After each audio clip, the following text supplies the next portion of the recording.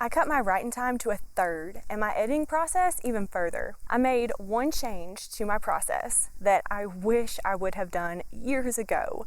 Y'all, it would have saved me so much time, so much heartache. I would have completely avoided the situation where I spent months and months working on a novel just to trunk it because it couldn't be saved. Since I've implemented this, my drafting time is so much faster and my final manuscripts are just better. And it's so simple, but it's not easy. It requires work, like most things do, but honestly, it's easier than the alternative. All right, y'all, I'm Victoria Griffin, author and editor. Take a deep breath. You've made it to the writing woods. Here we are escaping the pressures of publishing, the worries about not being good enough, the distractions of everyday life and social media. We're just hanging out in the woods, talking about writing. So this might be a really new idea for you. And I'm asking that you try to be as open as this forest. Just take it in, think about it, and if it doesn't feel like something you want to try right now, that's okay. You can put it in your back pocket and maybe try it later. Because one thing that I know about writing is that for every writer, we're constantly evolving.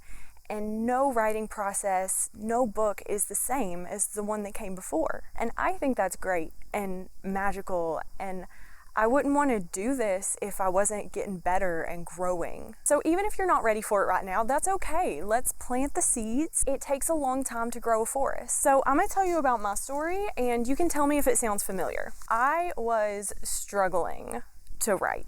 It was like pulling teeth. And when you look back and read my work, it sounded like it was hard to write.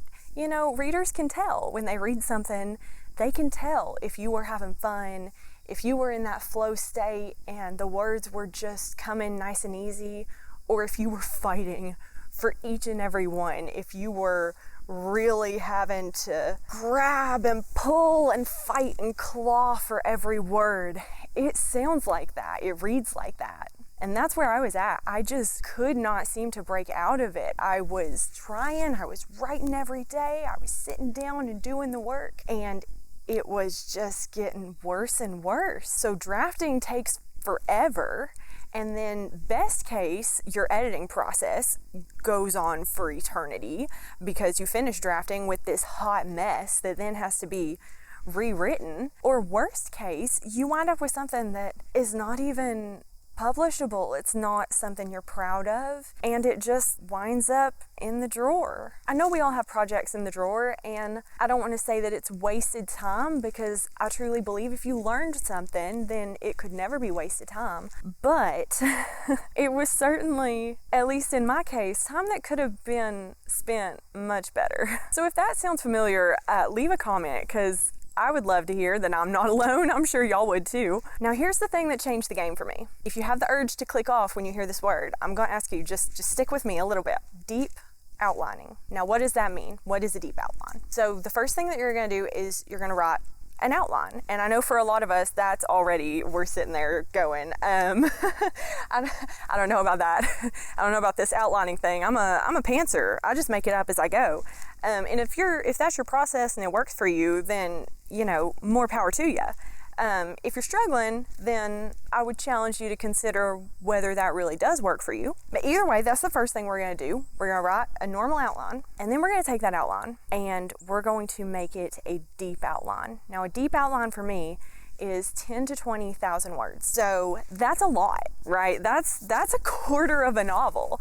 It takes some time, it takes some thought, it takes some effort. And I know for me, the first time I did it, I was sitting there thinking, I'm wasting so much time. I could be working on the actual book right now. It's not wasted time. It is time put to fantastic use. Let me tell you why. Once you finish that, you have more than a regular outline. For me, I love Scrivener. I use Scrivener all the time, and honestly, Scrivener is fantastic for this method because what I will do is actually create a Scrivener project like I'm gonna set up for my actual manuscript. And for each chapter, I will paste in there the part of the deep outline that was relevant to that chapter. So basically, I have kind of a skeleton of my final project. And then as I'm writing, I'm going through and I already have this, few paragraphs about that chapter.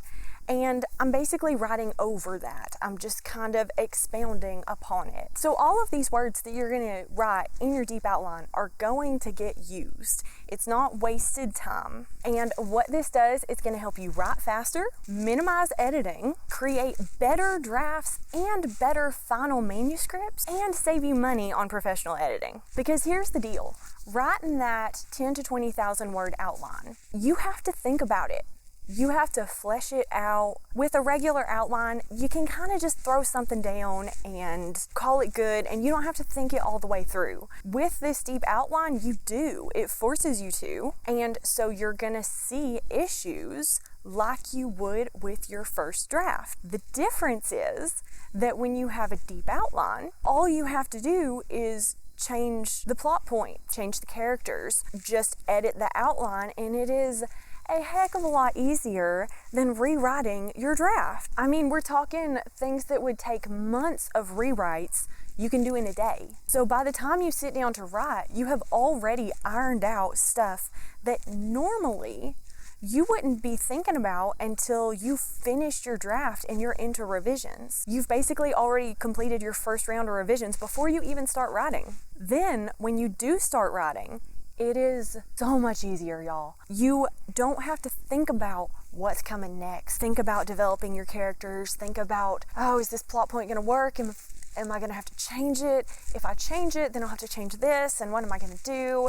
And all of that high-level thinking that makes it so hard to get fully immersed in your story and to really focus on the words and the language. All of that is gone because you know what's going to happen. You already have it fleshed out. You've already lived this story. So it is so easy to dive deeply into your story and to write from that place in your gut, that place where you have been writing for 2 hours and you look up and you're like, where am I, you know?